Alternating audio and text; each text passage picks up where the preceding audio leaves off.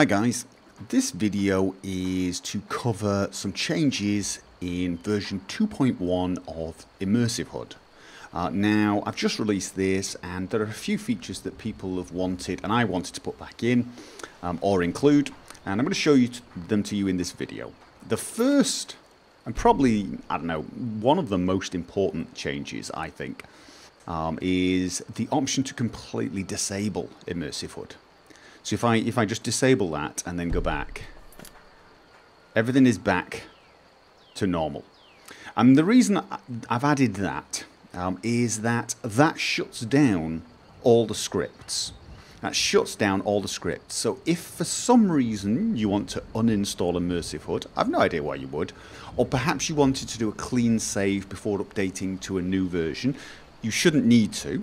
But just in case you like to do that, if you do this, if you shut Immersive HUD down, it completely terminates all the repeating scripts and they will not be saved in your save game. So you could now save and uninstall the mod and there will be nothing left in your save.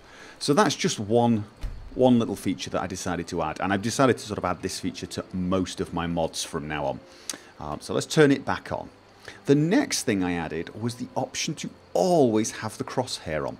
Now, if you have this selected, it doesn't matter what you have selected below. It just doesn't matter. It's always on, obviously. And this was something that a few people asked for because they like to have the crosshair on all the time, but they wanted the compass to be toggleable and so on. So I've added that option.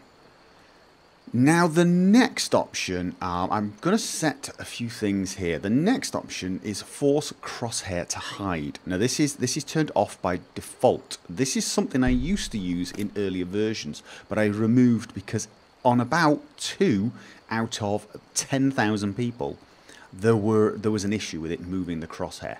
So one of the things that people have noticed is, let's just say, if you look at my mod configuration, I have set the crosshair not to come on when you look at activatable things, right?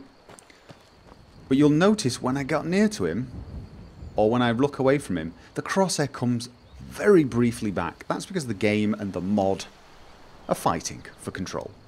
And the game briefly wins and then the mod takes over. And the same works if you have... The same happens if you have the sneak meter disabled. When I go down here, if I go back up, you'll notice the crosshair comes on briefly. Not always, actually. It all depends on when Immersive HUD updates and when the game updates.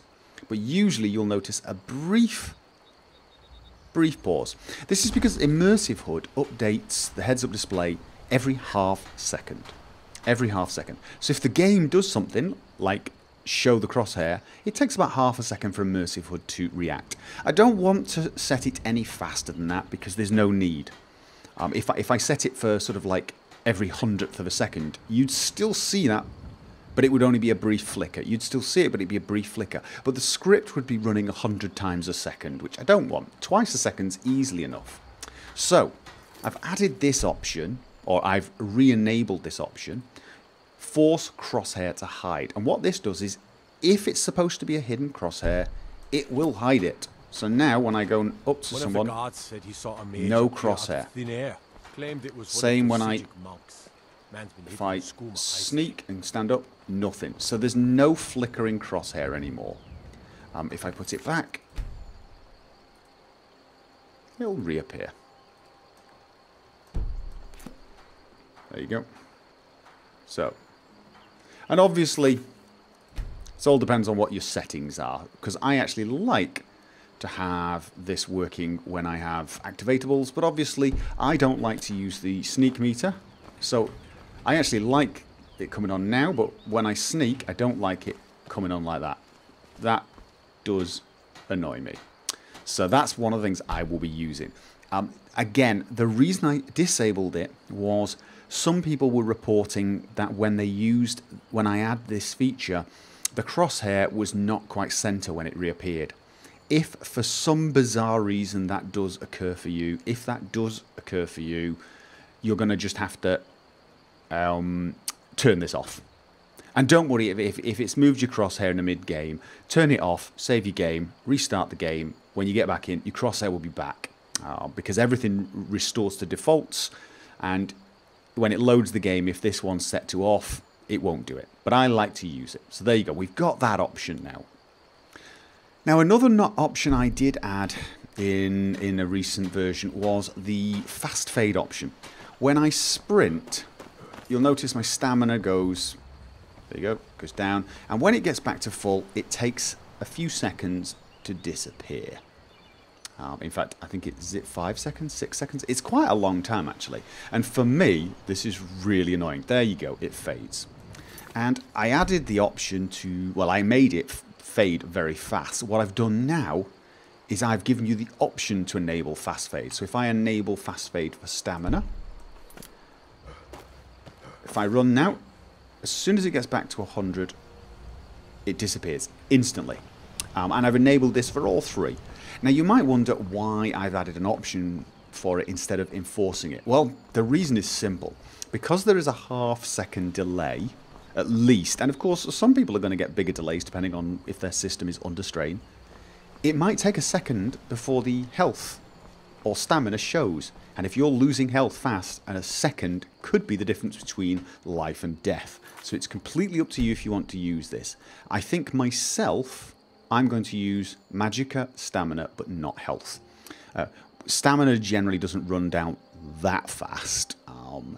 And same with Magicka. Health, on the other hand, if you're playing on difficulties, high difficulties, that second where you see your health taking damage, or that half second, can be too long. I think for me, this is probably how I'll be setting it. Magicka fades, stamina fades, but I'm going to leave health. Because I play with a lot of difficulty mods, I need to see when my health is dropping instantly. So I'm going to leave that.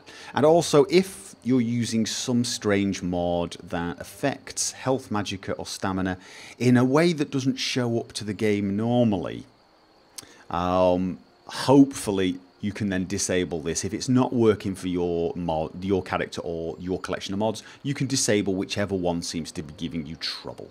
So I thought I would add these as options. And of course, I have changed the code to be compatible with the very latest version of SkyUI version 3. And that version and the code changes that I've made should mean that when either SkyUI or iHUD update, you will not need to clean save. Theoretically, you should no longer need to clean save since those two versions, version 3 of SkyUI, the official release, and version 2.1 of Immersive HUD. Okay guys, that is basically it. I hope the video helped, and I hope you enjoyed the mod. Feel free to leave me some feedback and report any problems you're having. I will try to help you guys out. Okay, have fun.